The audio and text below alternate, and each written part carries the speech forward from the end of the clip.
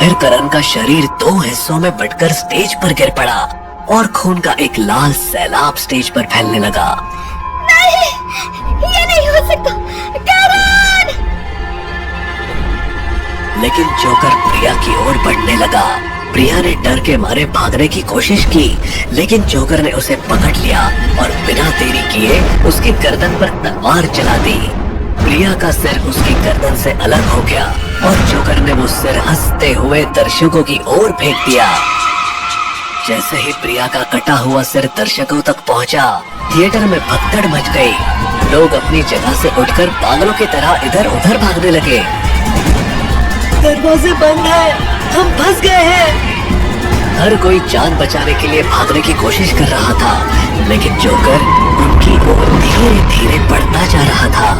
उसकी डरावनी हंसी पूरे थिएटर में गूंज रही थी, जिससे लोग और भी अधिक डर में डूबते जा रहे थे। जोकर एक लड़की के पास पहुंचा, जो घबराई हुई अपने चारों ओर देख रही थी। उसने देखा कि जोकर उसे घूर रहा है। उसके मुंह से लगातार खून बह रहा है। वो इतना डर गई कि चीखते हुए वहीं बेहोश हो गई। जोकर ने अपने इसी अंदाज में कई लोगों को डराया और अपनी खौफनाक हंसी से सबको सन्न कर दिया। अभी थिएटर की लाइट्स फिर से जल उठी और दरवाजे खुल गए। लोग बिना किसी देरी के थिएटर से बाहर निकलने लगे। ये सब क्या हो रहा है? ये जोकर कौन है? भागते भागते लोग पार्किंग लॉट में पहुंच गए, लेकिन वहां पहुंचकर भी उनकी मुसीबतें खत्म नहीं हुई। कहाँ है मेरी गाड़ी? हमें यहाँ से जल्दी निकलना होगा। अरे हटो सामने से, मेरी गाड़ी कहाँ है? जल्दी भागो यहाँ से।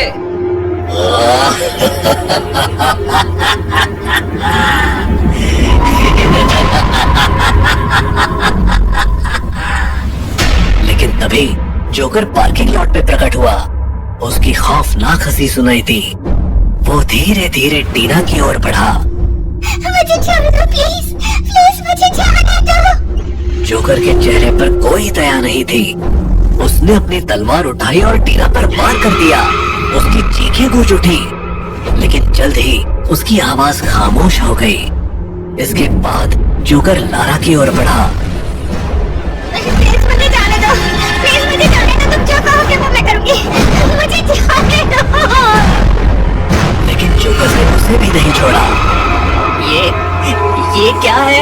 ये कोई इंसान नहीं हो सकता, ये कुछ और है। जोकर ने गगन की बात खत्म होने से पहले ही उसे काट दिया। पार्किंग लॉट में खून फैल गया। चारों तरफ लाशें गिरने लगी। अब जोकर ने सनी सर की ओर देखा। मेरी बारी है। हे भगवान, आखिर ये हो क्यों रहा है? जोकर उनके पास आया, लेकिन वो उन्हें देखता हुआ उनके पास से गुजर गया। इसने मुझे क्यों छोड़ दिया? ये क्या था? जोकर रजनी के पास पहुंचा।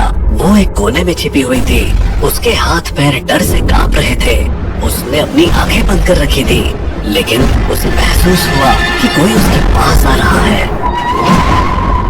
उसने आंखें खोली तो देखा कि वही खौफनाक जोकर उसके सामने खड़ा है। तुम ये सब क्यों कर रहे हो? प्लीज मुझे जाने दो। जोकर ने धीरे धीरे अपनी कैप उतारी और अपना चेहरा साफ करने लगा।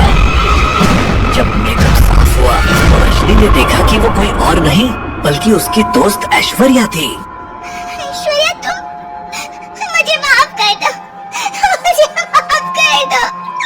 प्लीज मुझे माफ कर दो। मुझसे गलती हो गई। मुझे माफ कर दो। बाकी सबने तो सीधे सीधे पर वार किया, लेकिन तुम तो दोस्त थी। तुमने पीठ पर वार किया। धोखेबाज कहेगी। तुम मुझसे इतना चाहती थी कि नाटक का मेन रोल लेने के लिए मुझे ही मरवा दिया, और वो भी इतना बेइज्जत करके, ये ऐसे जोकर बना के। अब तुम नहीं बचोगी।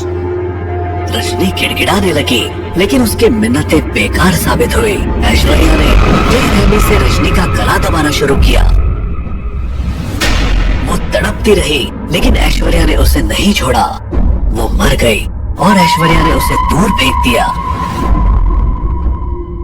जब रजनी का शरीर जमीन पर गिरा, तब ऐश्वर्या की आंखों में अजीब सी खुशी झलक रही थी। अब पार्किंग लॉट में सिर्फ एक अजीब और गरीब सन्नाटा था।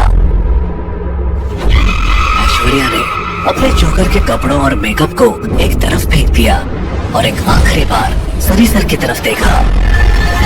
ऐश्वर्या, तुम? फिर ऐश्वर्या अंधेरे में गायब हो गई और उसके साथ ही इस खौफनाक कहानी का अंत हो गया। सनी सर अकेले उस पार्किंग लॉट में खड़े थे और अब वो आजीवन ये घटना नहीं भूल पाएंगे। ऐसी ही वीडियो देखने के लिए हमारे चैनल को लाइक एंड सब्सक्राइब करें। Thanks for watching.